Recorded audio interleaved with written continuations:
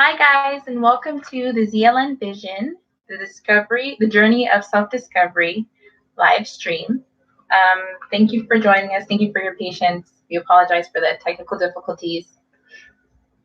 If you can, just comment in the sections we're viewing from, and then we'll get started shortly.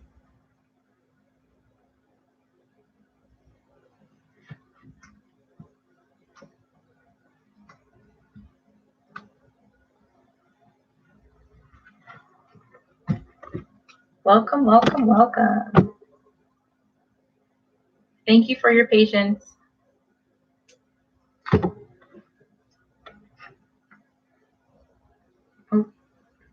lost it. Hold on. Okay. So this live stream is just going to be a conversation about the journey of self-discovery. As we've seen now, like especially with the younger generation, we see that we have no sense of identity. We don't know who we are.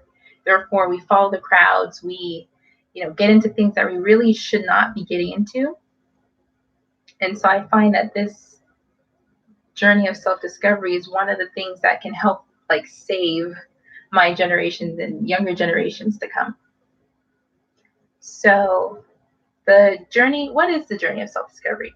I liken it to like an archaeological excursion where they go looking for fossils and they have to crack the surface, and it's like a huge mess, and they have to go way down to the Earth's core to reach and retrieve those bones. So now picture that activity as yourself. The fossils represent the insecurities that you have incurred, the trauma, low self-esteem, the hurts, disappointments, the pain that, life has brought along with it. And the excavator, the tool they use to crack the ground, resembles your determination, your willingness, your desire to become a whole and healed individual. And that's basically what this journey is about. It's about digging up all those bones to get to the treasure, the core of who you are, so you can live a life that is just amazing, full of vibrancy and color, I should say. It's fullness of life. So what started me on my journey of self-discovery was a culmination of things, but one true catalyst was when I was in high school, and my senior French teacher pulled me aside and he asked me a simple question. And he said, "Who are you?" I was just like, "What? Like, what do you mean?" He goes, "Who are you? Who do you think you are?" And so I was like, okay, well, I'm beautiful, I'm smart, I'm kind. I came up with all these things, but deep down inside, I knew that that was not the best answer to give. My true self, the true answer my true self should have said would be, "I don't know yet." That was the most authentic answer. But I thought to myself, I can't say that. That's not an acceptable answer. That's not something you can say. You have to know who you are. Crazy for a high schooler saying that. But a part of that feeling like that was an acceptable answer was that I always felt like I had to live inside this role, the box that I had placed myself in, and played into the labels that I allowed others to place on me, and how like the labels I placed on myself. I was always shy, quiet, awkward, the quiet kid in the back who's very reserved and was only like out of their shell when they're around people who I was around people who I was comfortable with. And it was almost as if I had two different identities. There was no cohesiveness in it. And I felt like I had to play into that role, that label. Okay, I can't do X because that's not what a shy person does. Can't do Y because that's not what, the quiet person, the awkward person does. That's not, you have to stick inside that box. And throughout those months of being in high school and through my freshman year of college, it was this discord because my true self was screaming inside to come alive, just to come out, but I would not let go and drop those labels I had attached to myself. And it was just this constant battle inside of me trying to be my true self, but then my false self being like, nope, you got to stay in this box. This is who you are right now. This is how we're going to be. This is where we're comfortable. Don't. It's not broken. Don't fix it. Truth of the matter is, I was broken. So I had to fix it. Just didn't know how. So also growing up, I questioned whether or not I could change. I could be my true self. I was afraid of what people would say. I was afraid of what my parents would think. I was afraid, I was just afraid, fear.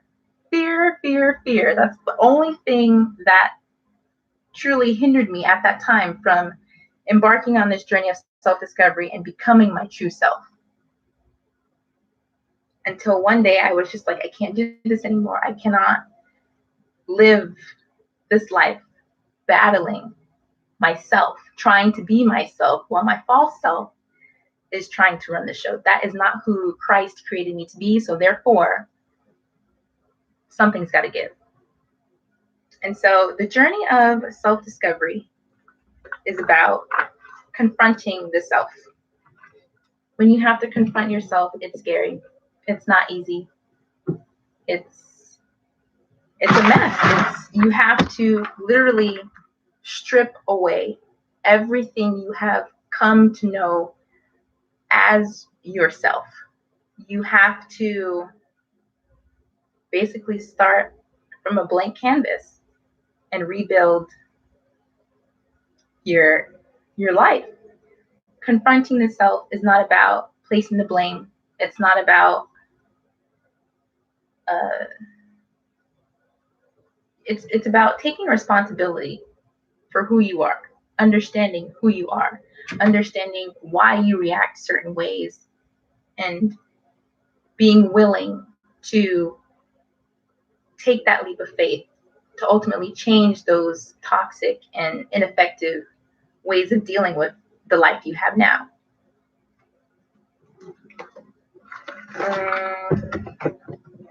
Confronting the self is like renovating.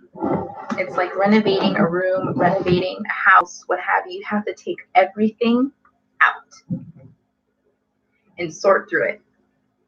And then you decide what you want to keep, what is to be thrown away, what is to be donated.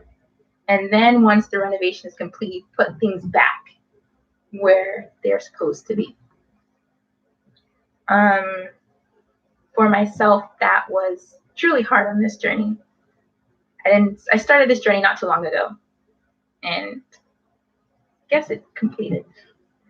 It was hard. I had to isolate myself from everything and everyone. I could not have outside voices being like thrown at me as I was trying to go inward and deal with myself. I had to truly be alone and come face to face with who I am as a person. I had to look at myself and be like, Maya, this is where you are at. But this is not where you want to stay, and this is not where you're going to stay. So I had to analyze myself and analyze certain things that have happened in my life and take responsibility for my role in it. I can't say so-and-so did this, therefore I reacted like that. I can't say that. I can't take responsibility or place blame on somebody else's mistakes. The wound may not have been my fault, but my healing is my responsibility. And that's how you take your power back, Confronting the self also involves forgiveness. I had to forgive. I had to forgive others, and I also had to forgive myself. I had to forgive myself for allowing myself to be captive to that trauma for as long as I did. I had to release the pain, release the anger, and embrace the healing that was waiting for me. I had to cut off certain things, certain people. I had to redefine my relationships. I was analyzing some friendships I had, and one of them, I realized this individual and I had nothing in common, but the fact that we just never wanted to be alone. We always had we had mutual friends. So we went to parties and we went to outings and stuff. And we always decided to link up together and stay together because we didn't want to be alone. But that was it. There was no commonality between us except that we did not want to be alone. Our loneliness was our connection. And that's toxic. It wasn't until I was healed in many areas of my life that I realized, okay, there's nothing here. So, just cut that relationship off, this individual was a good person, good people, kind, very sweet, but it was very shallow. And we don't need any more shallow relationships in our lives. Confronting the self is difficult and it's scary. There are times where I felt like I had no idea what I was doing, why I was doing it. I had a bout with depression about where I was in my life. I was really hard on myself for where I was and how I was. But as you begin to clear out and sort out what you want to keep in your life and what you don't want to keep in your life, then things begin to make sense and things begin to come together. It's not an easy process, and many people give up when they begin to confront themselves because they feel like there's no recovery, there's no mending what was broken. But you keep going. It was as if my life was being uprooted, but I kept going. And then I reached the moment where I actually came to my core. I realized who I was inside. And that was spring break. This past spring break, March, I remember the date. It's a very empowering moment. Either March 12th or 14th. And I remember it just clicking. I was like, this is who you are. This is who Christ died for. This is who he made you to be, Maya. This is who you are. And I just remember breaking down, crying, and just being so filled with love and joy and just peace. Complete peace came over me. And I was just like, okay, I'm at ground zero. Now we can build. We can build. We can build. We can build. The first half of the journey of self-discovery is about destruction. Destroying those false lies, those false identities, those insecurities, those low self-esteem, that trauma you incurred, the pain. You have to destroy that to get to your core. Because as life happens to us, or as life happens, we incur trauma, pain, and our true selves continue to be, it's almost as we develop these defense mechanisms and coping mechanisms, our true self becomes pushed further and further back into the dark recesses of our mind. And a lot of the discord that occurs in our life is because of our true self screaming to come out, but the level of honesty and vulnerability that is required for our true selves to be exposed is for some too painful to, experience, to allow them to be able to strip themselves away from the false identities they have created and the coping mechanisms and the defense mechanisms to allow their true selves to come out. It's it's scary. It requires a level of honesty, and most people don't want to face or rehash, reopen those old wounds, those old pains, those old traumas. But part of the journey of self-discovery is revisiting those pains and traumas to acknowledge it. You have to acknowledge, yes, this hurt me. Yes, so-and-so hurt me. This broke me. This made me angry. It made me feel something. We live in a society today where it's just like nobody wants to admit that they feel something. Everything is about being stoic. Everything is about, desensitization. Everything is just about, no, don't care. But that's not how we were created, and that's not the truth. You have to be vulnerable to heal.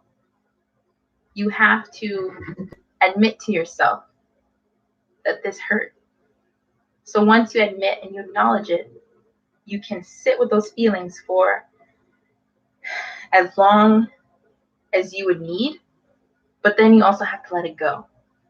You cannot harbor those old pains and traumas and those old feelings and expect to be healed. They can't coexist. That doesn't work. You can't be bitter and try to heal. You can't be angry and expect to be healed. Those cannot coexist.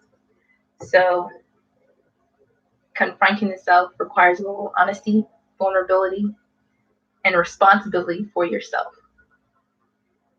It's about owning your actions, owning your emotions, owning your being, and then deciding to make the change to be better.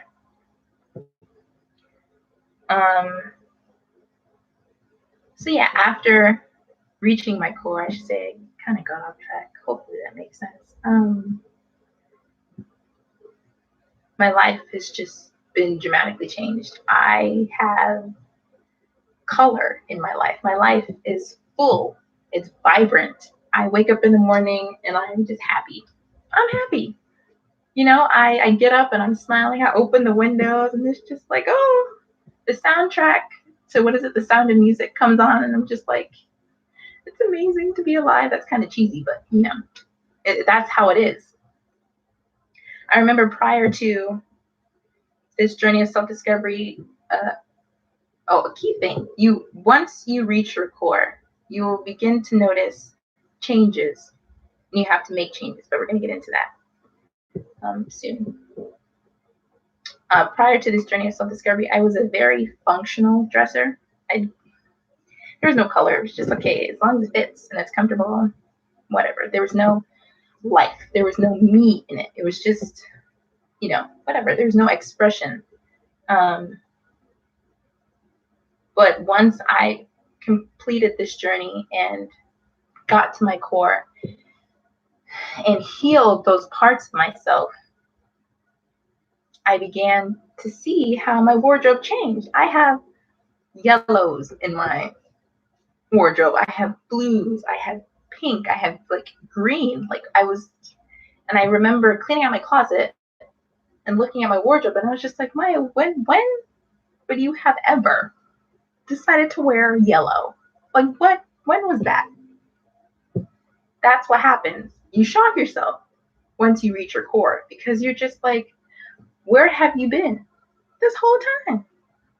And it's just like, oh, you've been under all that pain and trauma that has not been healed. But it's truly amazing. So going on to what the changes of the journey of self-discovery, once you reach your core, you cannot return to life as it was.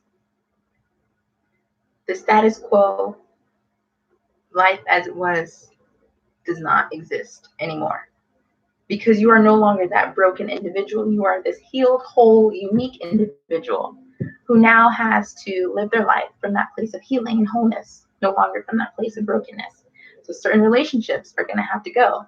As I said with that friend who we only had our loneliness or our fear thereof of loneliness as a commonality.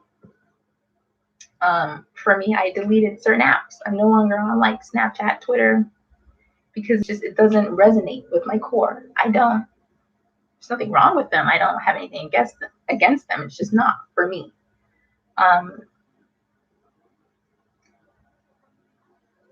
Certain things I used to watch to fill those voids, to avoid dealing with the pain that I was in. I no longer watch those shows. I'm very content with my life. I have no problem being with myself. I like being with myself. I also like being with other people. I'm happy and I'm at peace with myself. There's no internal fight going on. And that's amazing.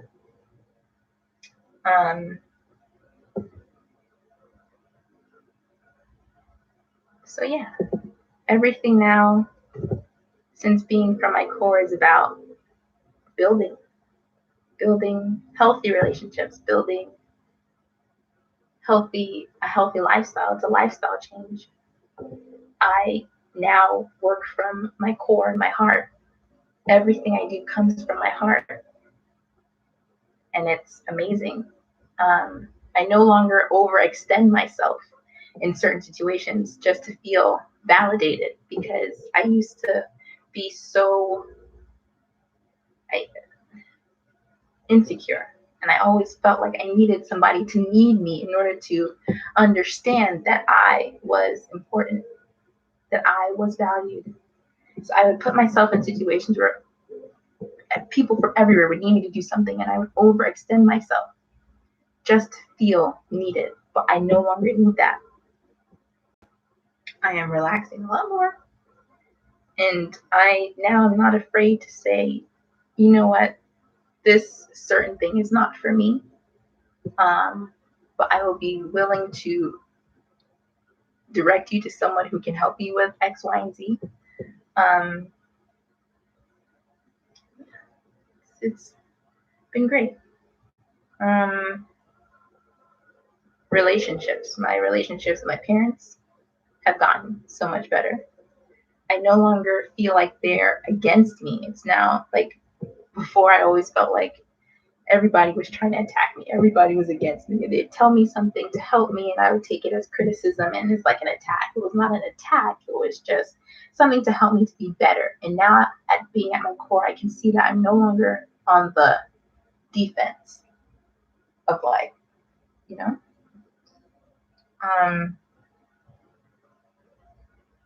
Let's see. Yeah, life is just great. It's amazing. And I feel like I've gotten a new lease on life, as I should say, because prior to being at my core, it was just like I was like the Walking Dead, just going through the motions, getting up, going to school, going to this, going to that. There was no expression, there was no life. Now I am excited to go to, school and to meet new people and just to live life. I'm trying new things. Like, I am getting to know this Maya at her core, and it is amazing. And I truly do hope that this channel and the workbook, which is in the link, should be in the link in the last one, I can post it again, will truly help you to embark on your own journey of self-discovery. It wasn't easy in the beginning, but now being on the other side of it, I am truly, truly, truly grateful that I stuck with it. I'm truly grateful. And once you reach your core, as probably you can see, but once you reach your core, the journey doesn't stop. It continues and it evolves from being a journey of self-discovery now to a journey of building. You're building your life now as a whole individual from your core. Everything that comes from your core is true to you and resonates with you. And one thing I should add is, like, it's not the journey of self-discovery is very personal and very subjective. The changes that I had, and I noticed that I was progressing on this journey, may not be the same for you. And that's okay. It's tailored to you because it is your journey of self-discovery. And I just hope that this is a great starting point for you to be able to experience the fullness and vibrancy of life. So if you have any questions, you can post them in the chat box and I'll be more than happy to respond to them. Hopefully this made sense to you guys. Our workbook is available for purchase. The ebook is available for purchase. I will provide the link in the description box, and it is also, I believe, on our website. So our website is linked in the channel description box as well, and you can click the link and then go from there if you would like. And yeah, I just wanted to come on and have a conversation with you guys. This is totally informal, but hopefully this made sense to you guys. Yeah. So if you have any questions, please type in the comment section or in the chat section, and I'll be willing to respond to them. Hopefully, if this made sense, I really do hope you guys. And I apologize for the technical difficulties before.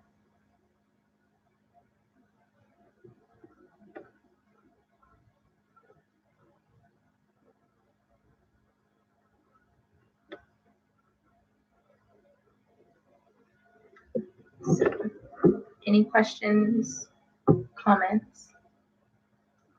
Greatly appreciated.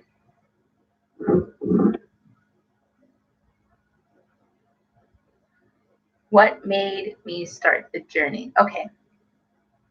So, like I said, what made me start the journey was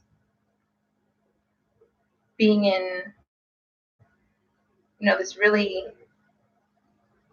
uncomfortable, dark place within myself. I was constantly in this war with myself, and I just wanted to find some sort of peace. I was always dreaming about being somebody else, wanting to have a better life. I was not happy with my life, and that was because I didn't know who I was. I wasn't at my core. I didn't know that who Christ truly died for, like who he made me to be.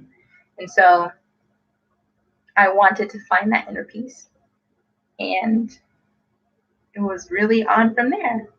Well, the catalyst, that was the culmination, but the catalyst was when my French teacher asked me who I was, and I was completely caught off guard, and I was just like, ooh, you should really dig into that. So yeah,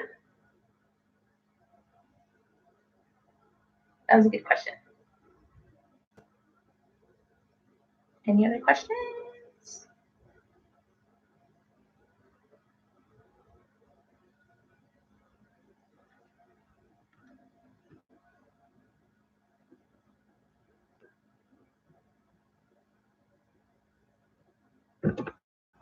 Well, if we don't have any more questions, I just want to thank you guys for tuning in. Thank you for watching. Thank you for your patience with the technical difficulties, and hopefully this made sense to you guys. And I'm really excited, and I'm rooting for you guys that decide to start your journey of self-discovery. And I hope you guys have a great rest of the weekend and a great, life. You have somebody rooting for you in your corner. I completed it. I did it. We're still now on the next chapter of the journey of building, but it's a great experience. It's hard in the beginning. Had a couple showers, had a couple thunderstorms, tornadoes too, but I got through it. And it's totally amazing. And one more thing I would like to add is that the being at your core is not a fireproof way of saying that life will not throw things at you. You won't go through trials and tribulations. That's not what this is. What I'm saying is that once you're at your core, you won't be shaken. You will be able to go through anything that life has to throw at you, and you will always come out on top because you have a firm foundation of who you are. Thank you for joining. Thank you for watching. Be blessed.